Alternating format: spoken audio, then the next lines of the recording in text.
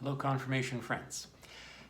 Welcome to this very first video of some instructional confirmation videos that I'll be posting for you over the course of the next year.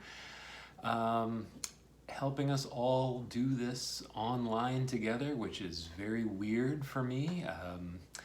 As you can see, I'm in my home. I'm in the apartment where I live, surrounded by stuff from my home. That piece of wood on the wall is actually a clock. See if you can see it. There, it's got no numbers on it, pretty weird. My son thinks it's stupid, stupidest clock in the world. I think it's super cool. I got to do a little extra work to tell the time. There's my bass guitar there in the corner. Under the clock,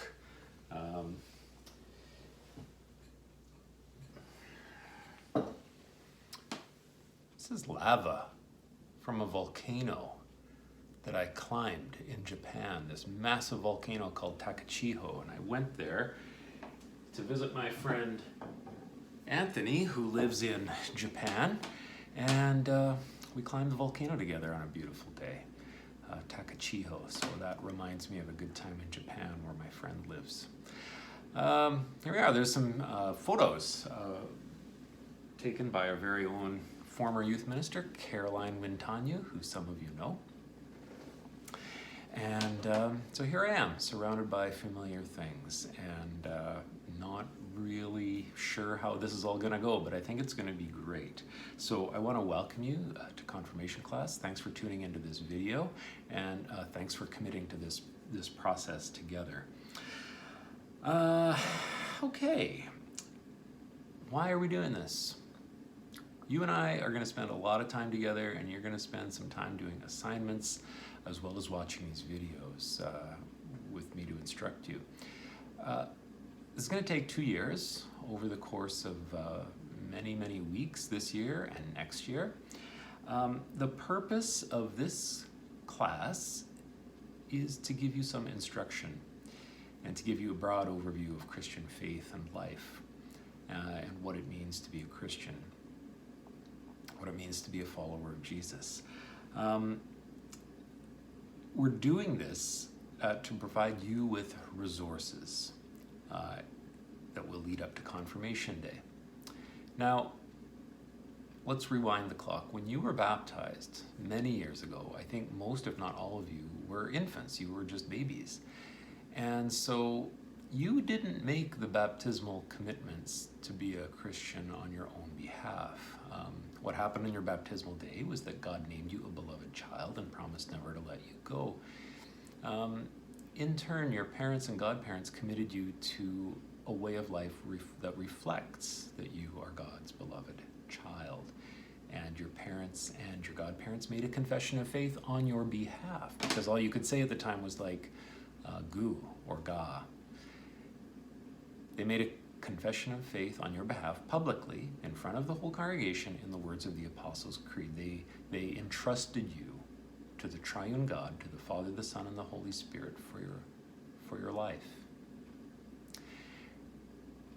Now the idea is that when you come of age, as you are now, when you are just turning into a teenager and into an adult in the eyes of the church, that someday you would affirm, you would say yes to that faith that you are baptized into, that you would confirm it on your confirmation day.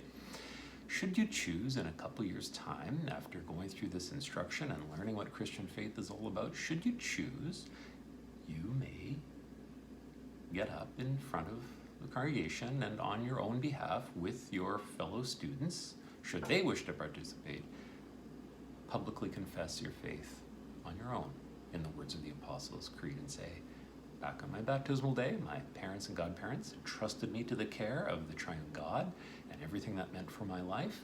But now today, on my confirmation day, I am entrusting myself to the triune God and to the way of life that implies, the loving way of life that implies. So there's no compulsion for you to participate in that. If at the end of 2 years and the end of my instruction, you decide that you would rather not, for whatever reason, make that affirmation of faith, that's okay. That's totally fine. It only means something if you yourself make the commitment and if it's something that you want to do. So I am going to provide you with resources to help you come to a decision for that day. So I'm grateful that you are committing to this part of the process. Thanks. It's wonderful to be part of this journey with you. Now, as I said, the instruction will be for 2 years with me. The first year has to do entirely with the Bible and the biblical story from beginning to end. The Bible is like any other book, I guess, in a way. It has a beginning, a middle, and an end, and I want you to get a real good sense of the arc of that story. It's a big book, so we'll be basically doing an overview of the biblical story from beginning to end. The second year will have to do with other aspects of Christian faith and life. We'll talk a little bit about the history of the church. We'll spend some time thinking about Martin Luther and the Lutheran Reformation 500 or 600 years ago and what that meant for the church and what it means for us. We'll bring the history of the church up to date. We'll talk about why we worship the way we do and how that's important for our life together. What it means to be a Christian community at First Lutheran Church in ministry and mission for the world on God's behalf. We'll talk about a little bit about God and why theology is important, or the way we talk about God, and what does it mean that we worship a God that is triune, a God that is 3 persons, the Father, the Son, and the Holy Spirit. So we'll be talking essential things about Christian faith in the second year, but the first year, get a grounding in the Bible. And for that, we have some resources. The first one, of course, is the Bible. There we go. There's my Bible, the one that I have at home. It's not the same as yours or the one that you have, which is also blue, but a kind of a darker blue, and it's a paperback. Now, the translation that you have is one that I really like using for confirmation. It's called the Common English Version. And I love this Bible just for reading, and all your assignments from the Bible that you will be given will be, obviously you'll be reading from that Bible, so the Common English Version. It's a little bit different from the version we use in Sunday worship, which is the New Revised Standard Version, which is great for worship, but the one that I like to use for confirmation is CEV, Common English Version. So you'll be getting familiar with how to use that over the year, and then the textbook we're using is called Manna and Mercy. And this is written by a now retired Lutheran pastor in the United States called Daniel Erlander. And it's his kind of overview of the whole biblical story from beginning to end. And it's called A Brief History of God's Unfolding Promise to Mend the Entire Universe. That's what the biblical story is about. I love this book. I think it's one of the best books about the Bible that I have ever known. I've been using it at the First Lutheran Church for classes, confirmation and otherwise, for 20 years. I love that every page is hand-lettered and hand-drawn by Pastor Erlander, and I hope that you will come to love this book as much as I do. So the assignments will be from the Bible and from assigned readings in the Manna and Mercy book. Now, in this introductory time, I want to spend just a little time talking about the Bible and kind of giving you an overview and an orientation to the Bible. I should mention as well that in addition to the Bible and Manna and Mercy book, your main resource is me. Lucky you. So there we are. As for me, I'll start with me and say just a few words. I'm your pastor. I've been at First Lutheran Church for 20 years. I spent a long time in school studying religions, world religions, religion, Christian faith, Christian history, the Bible, and now I get to pass all that on to you. So that's me. Manna and Mercy we talked about a little bit, and now I do want to spend some time talking about the Bible. The Bible is a complicated document. The Bible is the story of God's people. It was written down starting about 2,600 years ago, and then the latest portions of the Bible that we have were written about 1,800 years ago. So it was written and put together over the course of about 800 or 900 years. So think about that. One book written over the course of 800 or 900 years. So obviously one person did not write the Bible. It is the product of many, many, many different people over a long period of time from different places. So that's one thing that you always need to keep in mind about the Bible, written by many different people, and then put together by a whole community, by several different communities of people. The second thing you want to understand about the Bible is that there are all different kinds of literature in it. There's different kinds of written materials in it. So you can't read them all the same way. Okay, let's take an example. This used to be a great example, but not anymore because nobody gets a newspaper anymore. But if you have any familiarity at all with a print newspaper, the Bible is kind of like that. So in a newspaper or in a news magazine, there are different kinds of materials, right? There's like historical materials, maybe factual materials, stuff that just gives you the facts about certain events, the way they happened.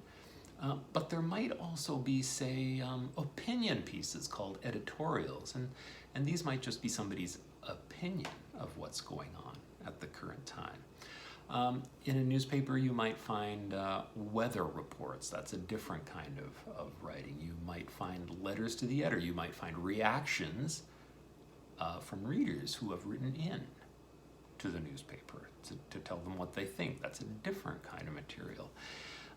You might have advertisements for products. You would read those differently from the way you read the factual reports of things, right? You also might have things that are meant to entertain you. You might have, say, comics in the newspaper, comic strips. Now here's the point.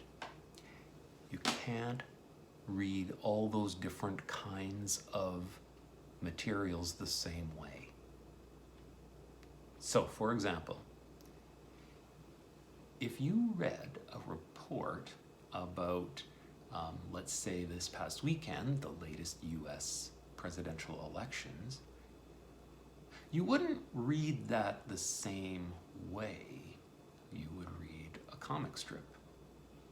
Or let's say you read a report in the newspaper about a missing child, a child that had gone missing, and that, anybody who sees the child is meant to call the police with information, right? Okay, now you can't read that or understand that the same way that you read the Garfield comic strip. You're all familiar with Garfield, the orange cat, the big orange cat? Okay, what do we know about Garfield? Garfield is always hungry, right? And what is Garfield always eating? Lasagna. Garfield loves lasagna. But here's the thing, you can't read the report about Garfield the same way that you read the report about, a missing child. Because, if in one of the, comic strips, Garfield is hungry again, you're not going to say, oh my God, there's some orange cat out there that's super hungry. I got to go looking for this cat. I got to get this cat some lasagna. You can't. That's not the point of Garfield. The point of Garfield is not that there's some orange cat out there who is actually hungry and starving and needs his lasagna. The point of the Garfield comic strip is to entertain you and to make you laugh, which is quite different from the point of the story about the missing child, which is meant to really find the missing child and bring that child to safety. It works the same way in the Bible. In the Bible, there are historical materials that tell you the history of certain peoples, maybe the history of some kings or different communities, but there are also, there's also poetry. There are songs. There are biographies of certain people. There are what you might call opinion pieces. You get different perspectives on different events from different people. There are what we call myths. Doesn't mean they're not true or they're lies or anything, but it means that they're stories that are meant to tell you not how things are literally, although they might, but they're more importantly meant to suggest to you why are things the way they are. Not how things work or how things came to be, but why are they the way they are? What is our purpose in this life? Why are we here? Myths can help us answer those questions in a very meaningful and profound way, but you're not going to read them the same way you read a historical account of kings and of peoples. So we need to be very attentive for that. And over the course of our time together, I might tell you, don't go looking for the orange cat.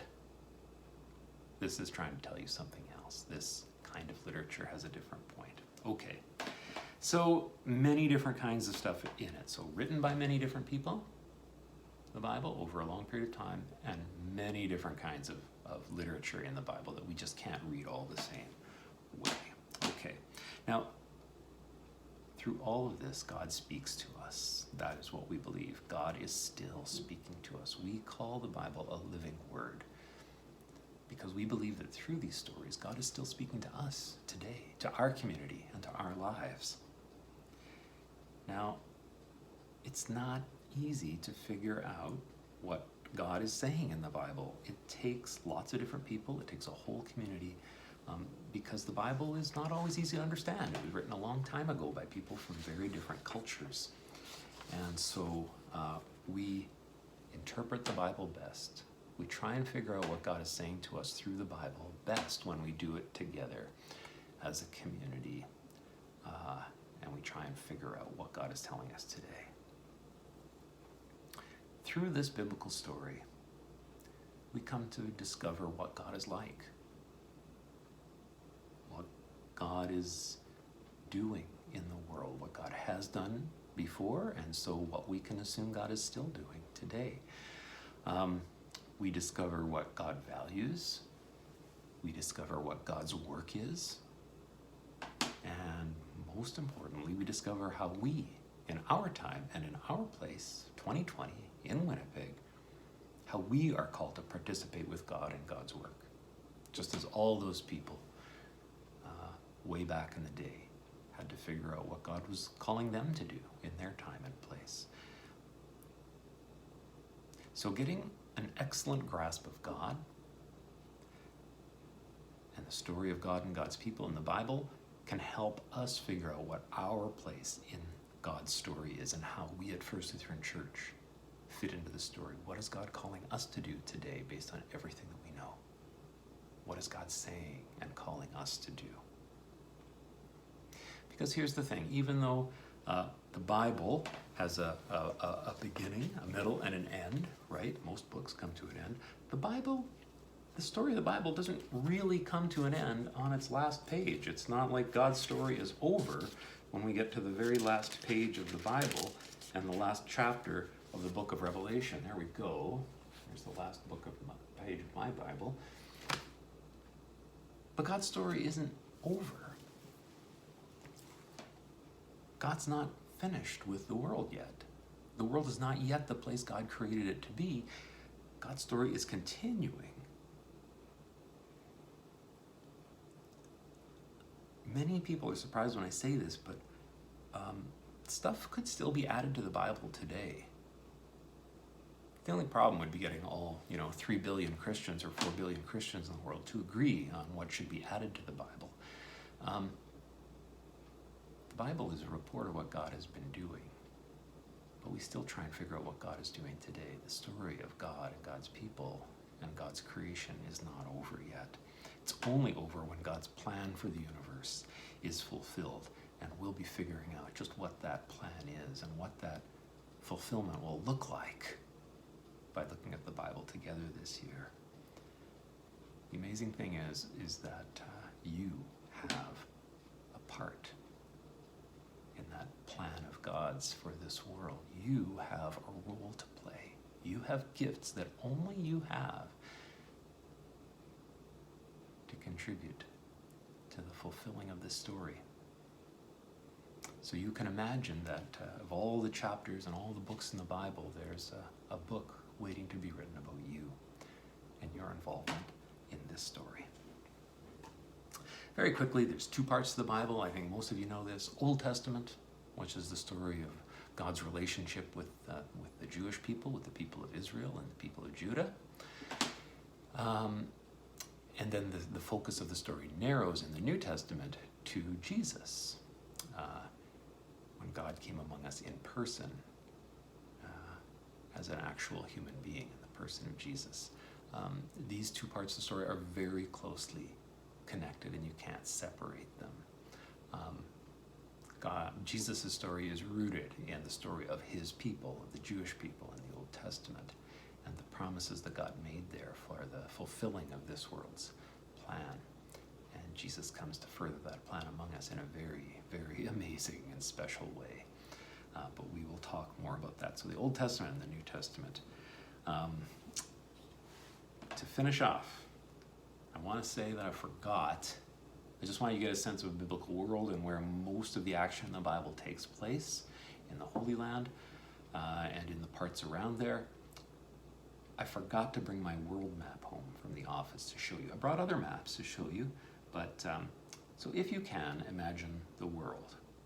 All right, now imagine kind of south of Europe is the Mediterranean Sea, right? So sandwiched in between Europe and Africa, the continent of Africa is the Mediterranean Sea, right? That big body of water. So here is a picture of the Mediterranean Sea.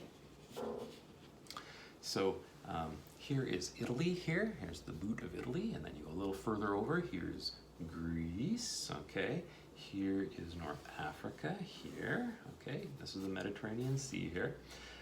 This is where modern day Turkey is, over here. And then down here is the Holy Land, this strip of land on the side of the Mediterranean Sea. Egypt is just down here, still is today, and here is the Holy Lands in Palestine. Now, I'm going to show you a blown up part of that so you can see how, right? Here's a bigger picture of this part here. So I'm going to show you this part now. This is what that part of the world looked like in Jesus's time. Just to give you a little orientation here. You'll be seeing this many times. Here's the Sea of Galilee, and this is near where Jesus grew up in the north part here. Here's the River Jordan, the famous River Jordan that goes all the way down from the Sea of Galilee here, down to the Dead Sea. Here it empties into the Dead Sea, which is called dead because it's so salty nothing can live in it. When I was a kid, I went to the Holy Land and I floated. It's nice to float in the Dead Sea because it's so full of salt and you float really nicely, but it's so salty. When the salt gets in your hair, it was almost impossible to get the salt out of my hair. It took days to rinse it out. So there's the Dead Sea. And then Jerusalem is just right there, the main city and the capital city of Israel for a long time. The main important city, Jerusalem, is there. So Galilee up here, the region around where Jesus came from, the Sea of Galilee, Jordan River, Dead Sea, and then Jerusalem right there. So you will be seeing more of these maps and other besides as well, but that's where the action is taking place. Just a few things about our course. There will be assignments every week, and I will email those assignments to you on Monday. And the assignments will consist of a reading from the Bible and a reading from Manna and Mercy. Then, once you're done those reading assignments, I would like you to watch the video that's posted along with that assignment. It'll be an instructional video like this one for you. And so I'd like you to do the reading first and then watch the instructional video. And that will be what you will do each week for the next little while. Occasionally I will check in with you. Hopefully we can FaceTime or something. But if you have any comments or questions, never hesitate to get in touch with me. So you can do that in a couple of different ways. You can email me here. Oops, see, I knew I was gonna get that wrong. Here, I'll just cross that out. So this is my, I'm not doing very well here. My MTS. Okay, so this is my email address. Pastor Michael Kurtz at mymts.net. Pastor Michael Kurtz at mymts.net.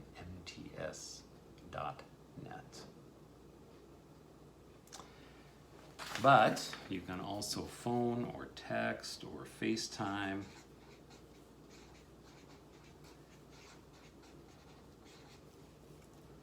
You can always do this. This is how you can do that. 204 294 0432.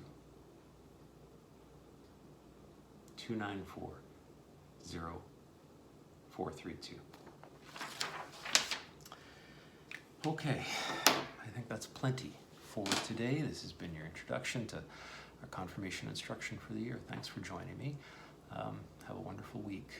I will be in touch with you again next Monday with your first reading assignments and another video. Until then, take care. You are all dear to me. Bye-bye.